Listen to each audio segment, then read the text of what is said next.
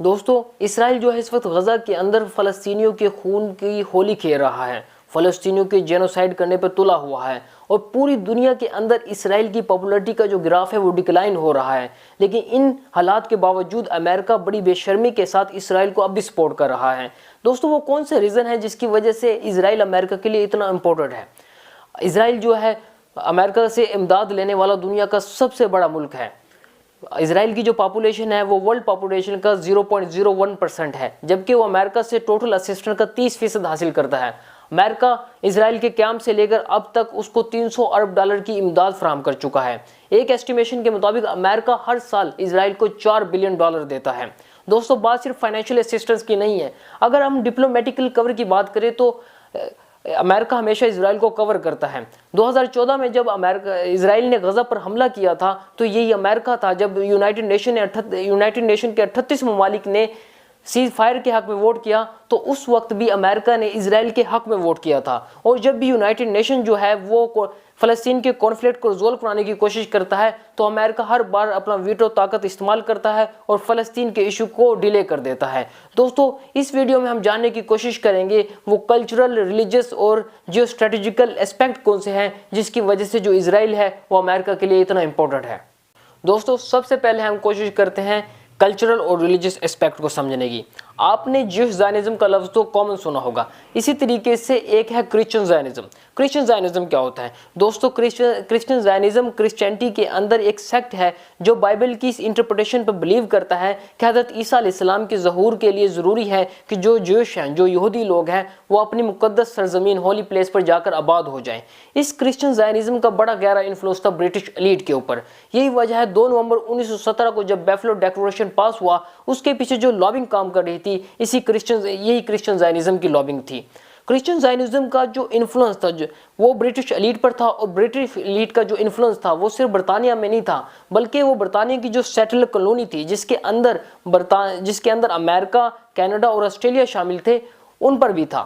دوستو یہاں settle colonialism کو سمجھنا بہت ضروری ہے۔ سیٹل کالونیلزم سے مراد یہ ہوتا ہے کہ جب ایک امپیریلسٹ کنٹری کسی دوسرے ملک پر قبضہ کر لے، وہاں کے ریسورسز کو ایکسپلوئٹ کرے اور وہاں اپنی آبادی کو، اپنے لوگوں کو مکمل طور پہ پرماننٹلی وہاں آباد کر دے، اور وہاں اپنا ریلیجس، اپنا کلچر اور اپنے زبان کو امپوز کر دے، اور وہاں کی جو انڈیجینس اور لوکل پاپولیشن ہوتی ہے اس کو مارجنلائز کر دے۔ اس کو سیٹل کالونیلزم کہا جاتا ہے۔ یہی وجہ ہے جو امریکہ، کینیڈا اور آسٹریلیا جو ہے یہ برطانیہ کی ایک سیٹل کالونیلزم ہے، کیونکہ یہاں وہی لوگ آج حکومت کرتے ہیں جو کبھی برطانیہ سے مائیگریٹ کر کے ان علاقوں میں گئے تھے۔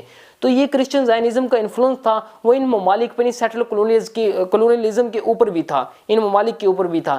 یہی وجہ ہے کہ آپ نے دیکھا ہوگا جو امریکہ، کینیڈا اور آسٹریلیا ہمیشہ جو ہے وہ اسرائیل کو انکنڈیشنلی سپورٹ کرتے ہیں۔ اس کی بنیادی وجہ یہی ہے کہ آج بھی یہ لوگ سمبولک طور پہ ملکہ برطانیہ کو اپنا لیڈر اور اپنا حکمران تسلیم کرتے ہیں، اور یہاں جو زائنسٹ لابی ہے یہ پہلے کی طرح آج بھی سٹرونگ ہے، اور جو زائنسٹ لابی ہے وہ اسرائیل کو لے کر بہت زیادہ سافٹ ہارٹیڈ ہے۔ دوستو اب ہم سمجھنے کی کوشش کریں گے کہ وہ جیو اسٹریٹجیکل اسپیکٹ کون سے ہے جس کی وجہ سے جو اسرائیل ہے امریکہ کے لیے اتنا امپورٹنٹ ہے۔ دوستو دوسری جنگ عظیم کے بعد جب برطانیہ جو تھا وہ سپر پاور کی ریس میں پیچھے رہ گیا تھا اور امریکہ نئی سپر پاور بن کے دنیا کے سامنے آ گیا تھا۔ دوستو کوئی بھی جو ایک سپر پاور یا امپیریلسٹ کنٹری ہوتی ہے اس کے لیے ضروری ہوتا ہے کہ وہ دنیا کے کسی بھی علاقے میں اپنے ملٹری ایئر بیس قائم کرے تاکہ وہ کسی بھی دنیا کے خطے یا ریجن پہ جو ہے اپنا کنٹرول قائم کر سکے۔ اسی طریقے سے جو مشرق وسطی ہے اس کی ایک اپنی جیو پولیٹیکل اہمیت ہے۔ اس کی جیو پولیٹیکل امپورٹنس کی سب سے بنیادی وجہ یہ ہے کہ جو مشرق وسطی کے ممالک ہیں وہ تیل کی دولت سے مالا مال ہیں، اور تیل کو تعبیر کیا جاتا ہے بلیک گولڈ کے ساتھ۔ اور نہ صرف تیل کی دولت بلکہ جو اہم تجارتی راستے ہیں جو افریقہ، ایشیا اور یورپ کو آپس میں انٹر کنیکٹڈ کرتے ہیں وہ بھی سینٹرل ایشیا سے ہو کر گزرتے ہیں۔ اس لیے جو سینٹرل ایشیا کی جیو پولیٹیکل امپورٹنس ہے وہ امریکہ کے لیے بہت زیادہ تھی۔ 1948 کے اندر جو امریکہ کا اسٹیٹ ڈپارٹمنٹ تھا اور پینٹاگون تھا اس کے درمیان ایک کانفلکٹ ہوتا ہے، ایک اختلاف ہو جاتا ہے۔ اختلاف کی بنیادی وجہ یہ ہوتی ہے کہ امریکہ کا جو اسٹیٹ ڈپارٹمنٹ تھا وہ فلسطینی ریفیوجیز کے ایشوز کو ریزولو کرنے میں سنجیدہ تھا، جبکہ پینٹاگون جو تھا وہ اسرائیل کی طاقت سے بہت زیادہ متاثر تھا۔ پینٹاگون کے اسرائیل کی طاقت سے متاثر ہونے کی بنیادی وجہ یہ تھی کہ جس دن اسرائیل وجود میں آیا تھا اس کے اگلے ہی دن عرب کے 6 بڑے ممالک جن کے اندر سعودی عرب، شام، مصر، لبنان اور عراق شامل تھا، اس نے اسرائیل پر حملہ کر دیا تھا، اور ان کو کہیں نہ کہیں اس وقت برطانیہ بھی بیک کر رہا تھا. اسرائیل نے مل کر ان 6 کے 6 ممالک کو شکست دے دی تھی. اس وجہ سے جو پینٹاگون تھا وہ کافی انسپائر تھا اسرائیل کی طاقت سے. تو اس وقت سر جنگ بھی اپنے عروج پر تھی اور امریکہ کو مشرق وسطی میں ایک اہم اتحادی، ایک اہم چوکیدار کی ضرورت تھی اور اس کے لیے اسرائیل پرفیکٹ تھا.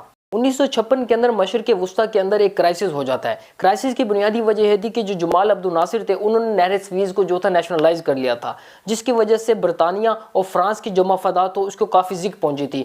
برطانیہ اور فرانس نے اسرائیل کے ساتھ مل کر مصر پر حملہ کر دیا. اس وقت بنیادی طور پہ جو امریکہ تھا وہ جمال عبد الناصر کی اس اصولی موقف کی حمایت کر رہا تھا کہ جو نہر سویزر ہے اس پر مصر کا حق ہے. لیکن امریکہ کے جو تھنک ٹینکس تھے انہیں اسرائیل کی امپورٹنس کا ایک اندر سے کافی اندازہ ہو گیا تھا کہ اسرائیل جو ہے امریکہ کے مفادات کی حفاظت کے لیے مشرق وسطی میں ایک اہم پارٹنر ثابت ہو سکتا ہے.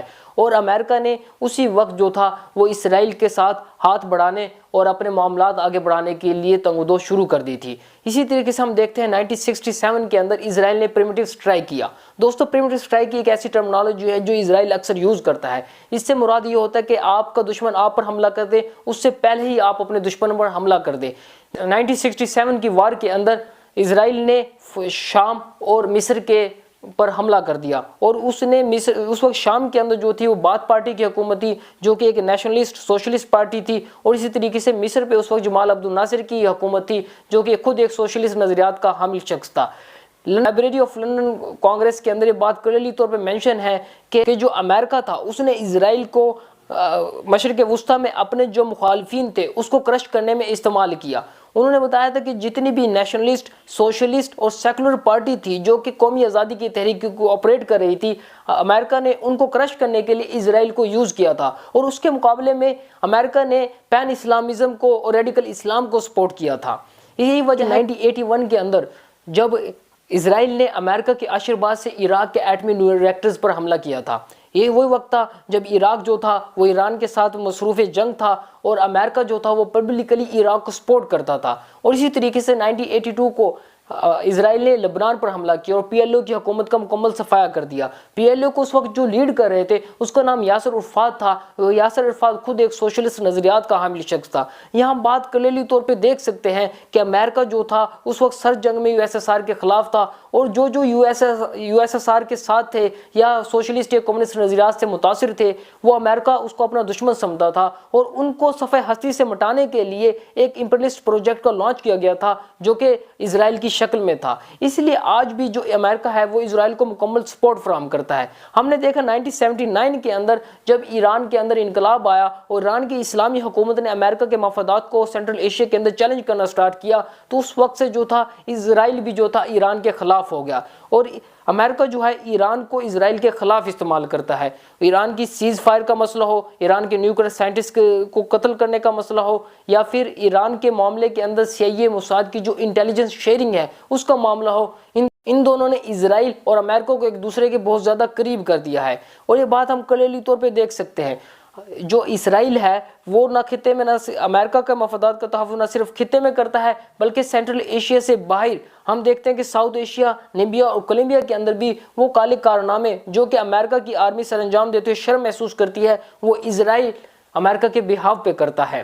ایک مرتبہ جو امریکہ کے پریزیڈنٹ ہے جو بائیڈن، انہوں نے بھی ماضی میں ایک دفعہ کہہ چکا ہے کہ خطے میں اگر امریکہ کے مفادات کا کوئی ضامن ہے تو وہ اسرائیل ہے.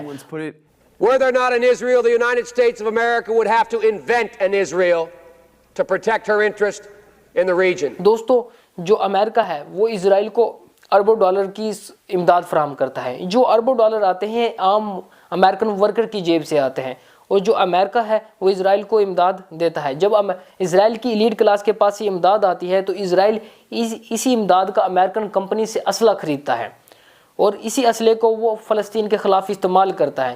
اس طریقے سے ہم کہتے ہیں جنگ کا کاروبار. کامریڈ لینن نے ایک بات بڑی خوبصورت کہی تھی کہ جو جنگیں ہوتی ہیں وہ ایک بہت منافع بخش کاروبار ہوتی ہے اور اس وقت ہمیں اسرائیل اور امریکہ کے کانٹیکسٹ میں اس بات کی اچھی اور واضح طریقے سے سمجھ بھی آ جاتی ہے. لیکن وقت گزرنے کے ساتھ ساتھ جو امریکن پبلک ہے اس کے اندر اسرائیل کا جو امیج ہے وہ بہت برے طریقے سے خراب ہونا شروع ہو چکا ہے۔ ایک عام امریکن نے سوال پوچھنا شروع کر دیا ہے کہ ہمارے ٹیکس کے پیسے سے اسرائیل کی سپورٹ کیوں کی جاتی ہے اور وہ پیسہ کیوں فلسطینیوں کے قتل عام میں لگایا جاتا ہے۔ اس وجہ سے فلسطین کے امریکہ کے اندر ہونے والے حالیہ سرووں کے اندر جو اسرائیل کا امیج تھا، اسرائیل کا امیج، پبلک امیج جو تھا وہ برے طریقے سے متاثر ہوا ہے، اور عام امریکن ورکرز نے جو ہے اپنے پولیٹیشنز کے اوپر دباؤ بڑھانا شروع کر دیا ہے کہ جو امریکہ ہے وہ اسرائیل کو ناجائز سپورٹ کرنا بند کر دے۔ لیکن جنگ کے اس کاروبار اور مفادات کے اس کاروبار میں اخلاقیات اور انسانیت ہمیشہ ہار جاتی ہے۔